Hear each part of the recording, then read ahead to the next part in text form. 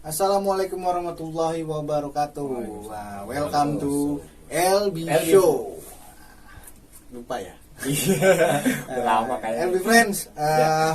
Akhirnya kita ketemu lagi. Kita bahas topik-topik yang hangat. Sekarang lagi hangat-hangat, lagi viral-viral, lagi. Tapi kita bahas secara sudut pandang Islam. Benar. Walaupun kalau tampang gue nggak Islami. Kali ini kita kedatangan tamu. Sebelumnya kita kenalin dulu iya. nih. Ini Pak Kiai Tisna Akhir Buni. Ya. Wah, ini tokoh Kiai muda ya. Ciracas. Ya kan? Ciracas Jakarta Timur nih. Ya, beliau juga ini, beliau juga sebagai pimpinan Majelis Sirah Nabawiyah Ciracas. Mungkin teman-teman yang mau ikut kajiannya bisa hadir juga. Iya, pastinya. Nah, sebelum kita mulai juga jangan lupa di subscribe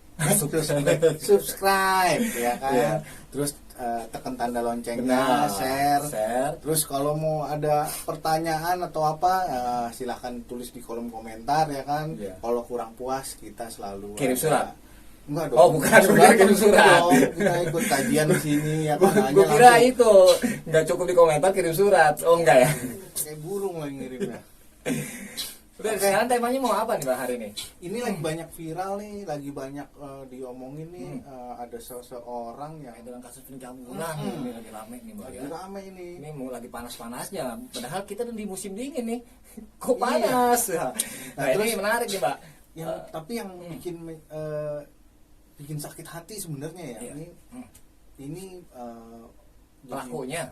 Pelakunya tuh membawa-bawa jadi ngebawa-bawa agama Islam gitu loh kan. Ya. Ini bikin umat Islam ini sakit hati. Akhirnya mencoreng agama Islam. Iya. Walaupun itu oknum ya. Benar. Oknum itu kembali ke dirinya dia. Itu gua rasa juga bukan Islam beneran sih. Nah, makanya kita gali sekarang. Oke. Assalamualaikum Pak Kiai. Waalaikumsalam. Sehat. Alhamdulillah. Masya Allah, mudah-mudahan sehat ya. Nah, kita bakal bahas itu nih, isu hangat yang sekarang ini mulai viral nih di dunia medsos, terutama Twitter dan Instagram nih, terkait dengan kasus pencabulan yang dilakukan oleh guru atau oknum ya, mungkin tepatnya oknum. Dan ini parahnya lagi nih, dia itu guru pesantren. Nah, itu dia. Akhirnya kan ini bakal menimbulkan stigma negatif nih terhadap pesantren, terutama bagi orang-orang tua. Benar yang mau anaknya jadi harusnya benar agama aja bagus, pengen pesantrenin, akhirnya takut. Akhirnya itu dia.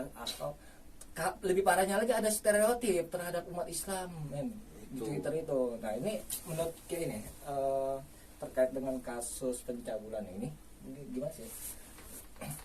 Ya, yang pertama kita lihat ya di sini kalau dari berita-berita yang kita coba dalami ya, si pelakunya ini sebenarnya tidak layak disebut ustadz gitu ya.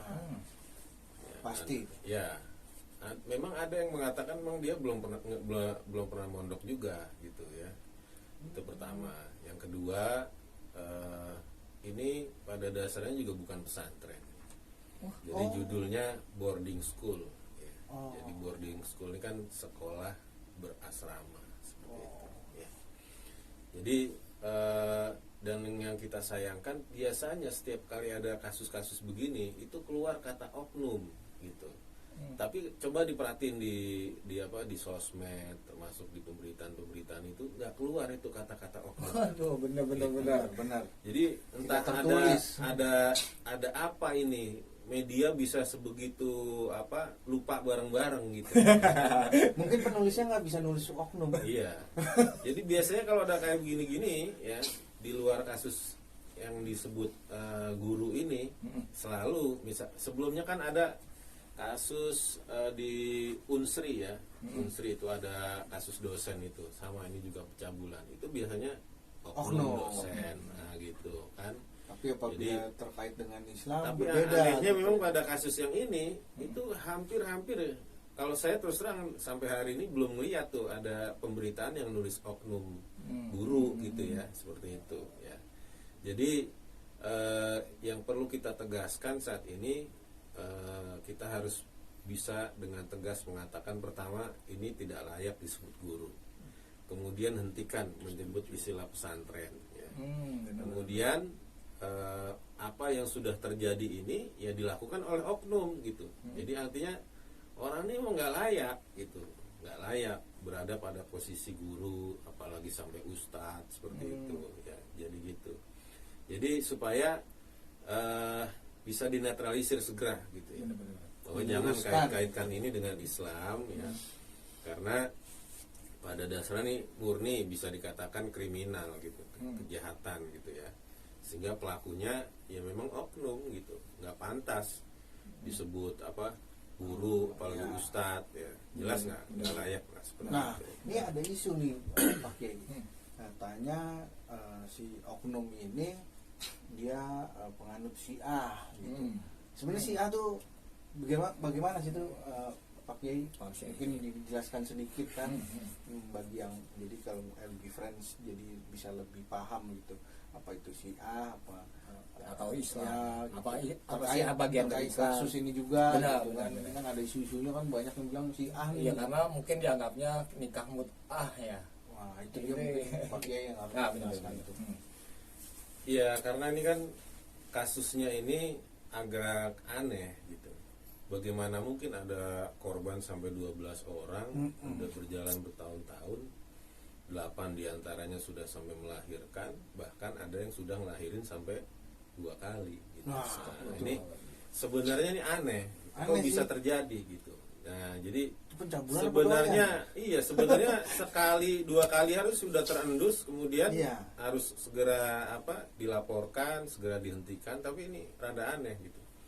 Jika dikatakan terjadi sejak 2016 gitu kan, ini agak aneh. Sehingga kemudian ada yang menduga bahwa ini adalah dilakukan oleh Syiah, dikarenakan Syiah membolehkan nikah mut'ah tadi, kawin kontrak.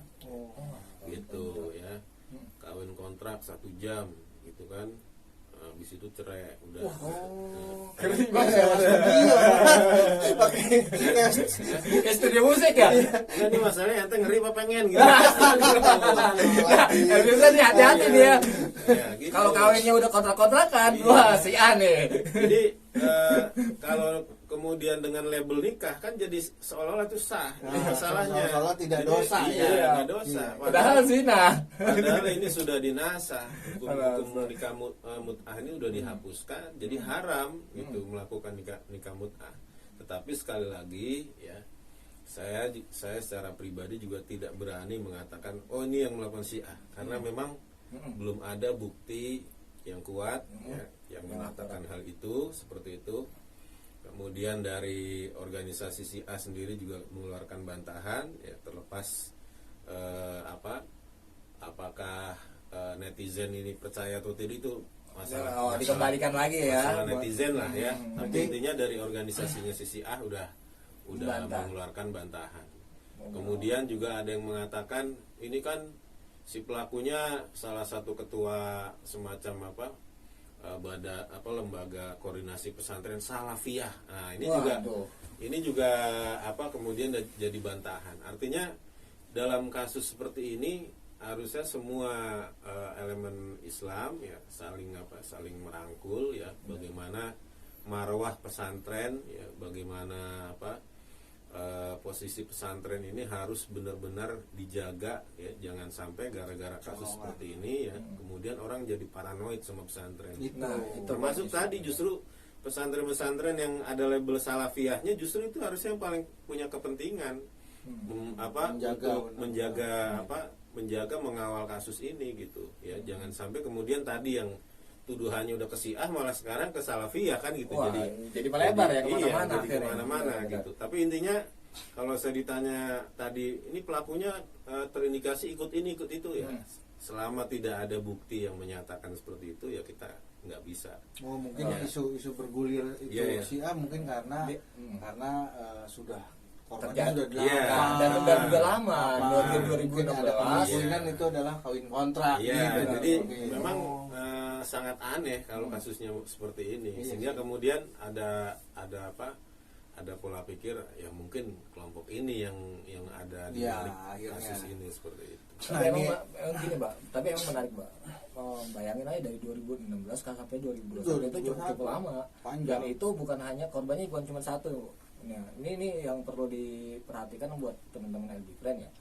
Bahwa memang ini kasus ini sebetulnya hanya dilakukan oleh oknum pertama, dan ini kayak seperti pembiaran yang dilakukan karena memang terjadi itu dari 2016 sampai 2021 baru ketangkep, baru terungkap. Udah melahirkan 2 kali.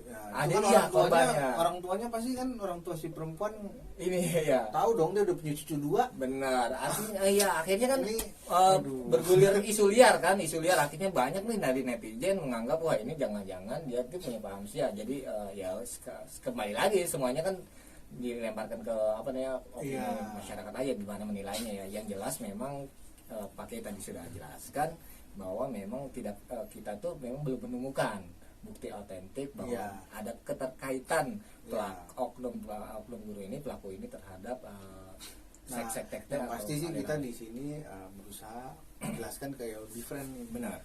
Dengan adanya podcast ini jadi LB Friend nih tahu gitu loh. Bisa menilai juga.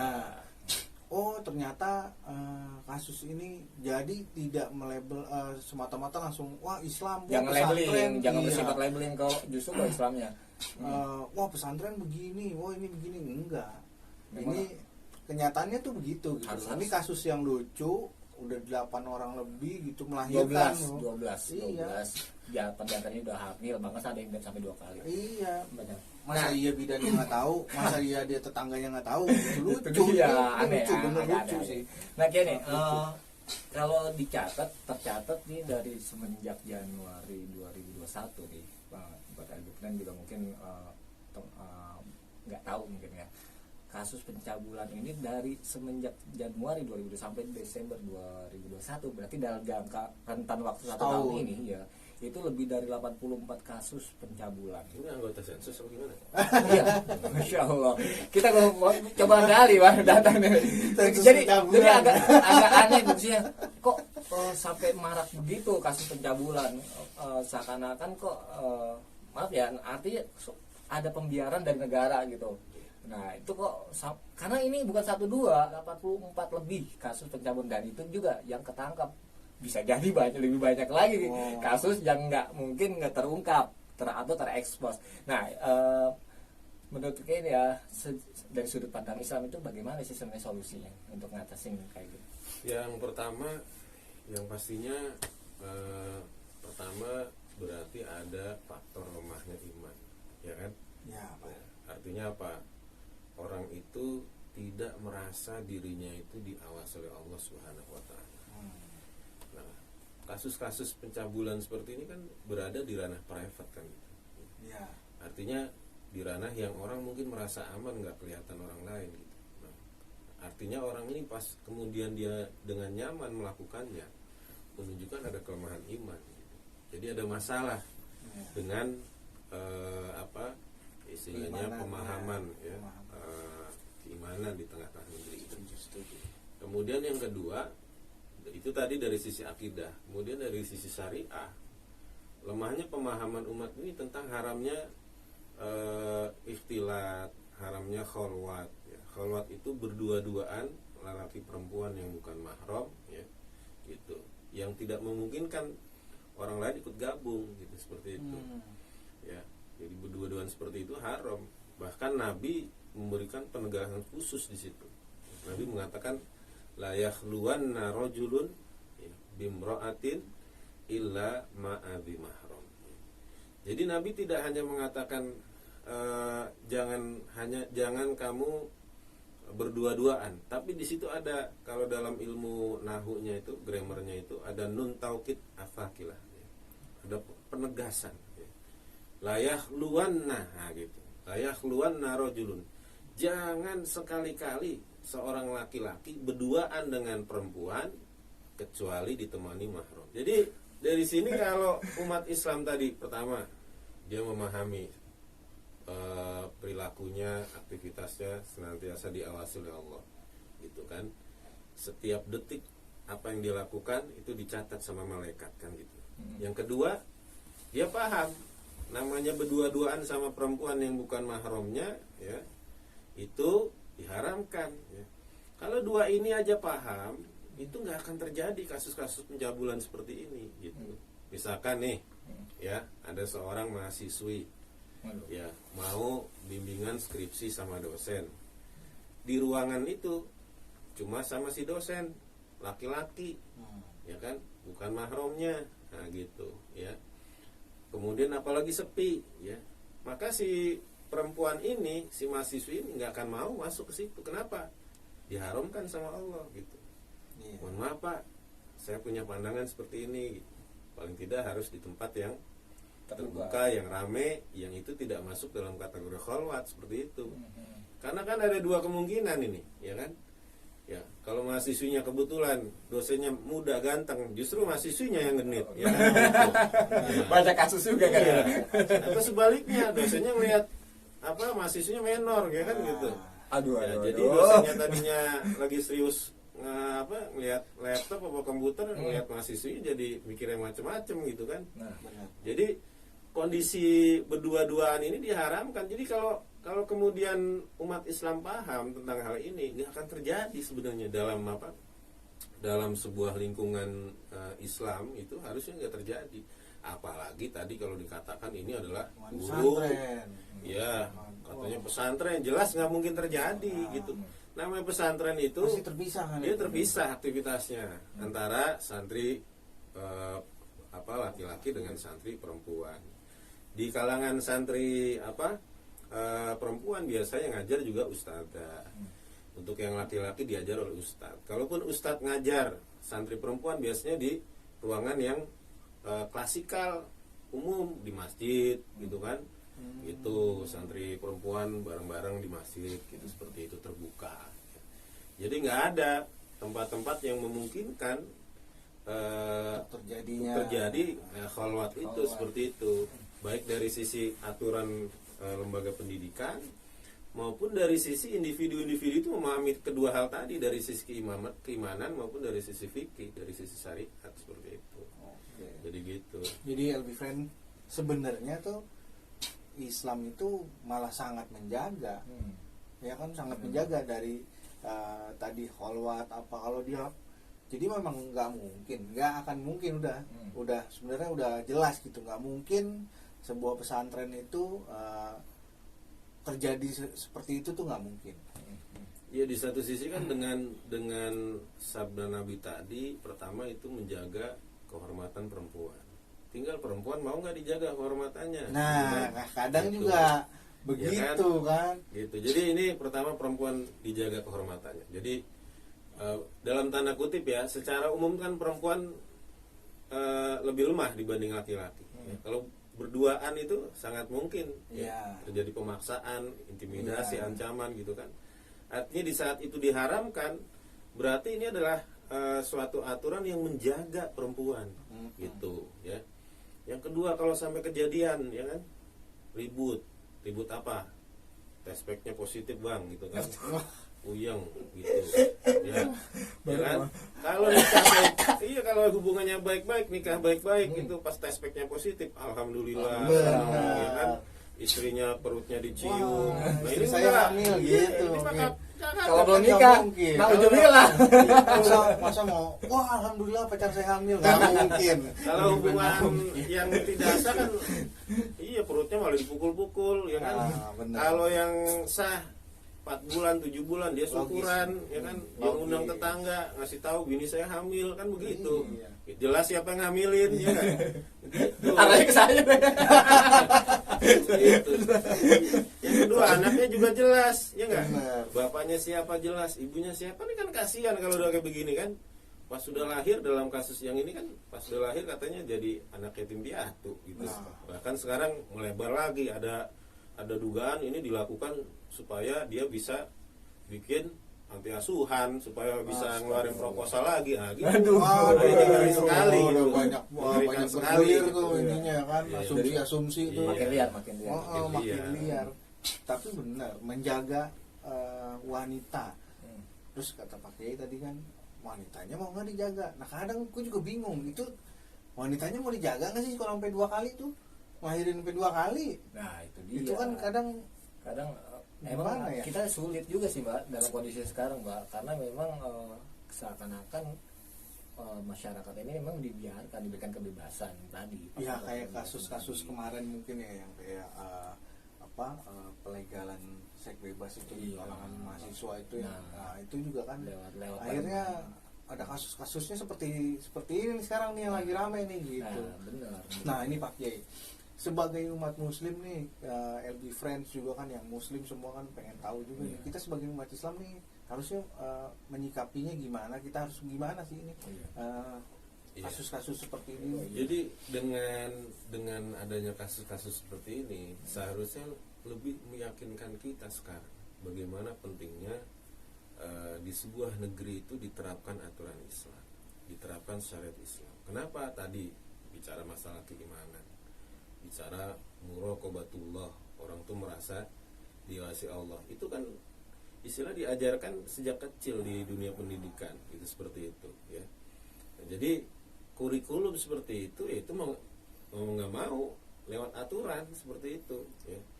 Nah kalau kemudian lewat kebijakan, kalau kemudian sekarang di sekolah-sekolah umum jangankan untuk memasukkan istilahnya pelajaran agama yang banyak, untuk nambah jam aja nih perjuangannya luar biasa, dari 2 jam jadi 4 jam nih luar biasa untuk mata pelajaran agama. Iya, untuk mata pelajaran agama seperti itu ya. Jadi pertama itu tadi dari sisi pendidikan. Yang kedua pemahaman tentang kholwat itu juga masuk sebenarnya dari sisi pendidikan. Yang ketiga harus ada sanksi harusnya gitu kan. Nah, kalau kita lihat kan kalau di Ciracas atau Pasar Rebo tuh di flyover Pasar Rebo tuh tiap malam minggu. Nongkrong dia Pak ya? Tempat jualan. Malam minggu, malam Senin tuh jadi jembatan cinta tuh. Wah, astaga. Pantesan saya lihat dia mulu. Iya. Itu nggak ngeliat saya. Banyak lah gitu. Laki-laki perempuan berduaan di motor ya, jarak 2 meter gitu kan, full musik, ada yang ngamen, ada yang jualan macam-macam. Jembatan dibangun buat jalan, buat pacaran, kacau. Jadi yang namanya kholwat itu biasa sekarang itu taman-taman sampai kuburan coba ya. Iya. Apalagi kuburan sekarang namanya taman pemakaman umum kan gitu. Jadi orang berasa di taman, gak berasa di kuburan gitu. Lu waktu itu sering ke Pondok Ranggon. Berarti setan sekarang ya turun harga dirinya. Iya, manusianya lebih setan. Jadi intinya pada dasarnya kalau kemudian umat Islam ini sadar ya bahwasanya penting ya kita ini diatur dengan Islam, baik dari sisi pribadi kita, keluarga kita, bermasyarakat, termasuk dalam bernegara ya, dengan aturan, dengan kebijakan yang diselaraskan dengan Islam. Insya Allah kasus-kasus seperti ini tidak ada. Insya Allah tidak ada seperti itu. Nah berarti Elvifren gini nih, ini ada lagi pemahaman nih kan, sekolah dari SD, SMP, SMA yang diajarin tuh matematika lah apa semuanya. Pas lu lulus sekolah, lulus SMA atau lulus kuliah, nggak kepake ilmu lu. Lihat coba, ya kan? Yang dipakai itu sebenarnya attitude. Attitude tuh diajarinnya sebenarnya dari agama, bro. Masalah apa sih? Yang kejiwaan itu besar, tuh paling adanya penting di agama sebenarnya, harusnya itu yang diperpanjang jamnya. Ya itu makanya para ulama dulu kan mungkin ada kita pernah sering mendengar lah ada adab sebelum ilmu. Iya. Nah, karena memang adab itu adanya sebenarnya. Nah ini maksudnya pemikirannya harusnya bangsa umat nih semuanya pemikirannya harusnya seperti itu. Benar. Ya kan pendidikan agama itu lebih penting.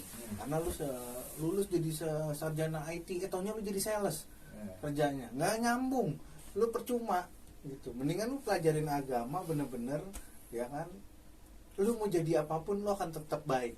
Ya, biar kasus-kasus kayak gini nggak terjadi lagi. Namanya berlian itu walaupun di atas pasir dia tetap berlian. Ya, dan berlian itu yang membedakan manusia dengan binatang. Nah, itu dia. Oke nih, karena nih Mbak, bahasan ini memang harus clear memang sekarang nih, karena memang sudah semakin parah ya bergulirnya.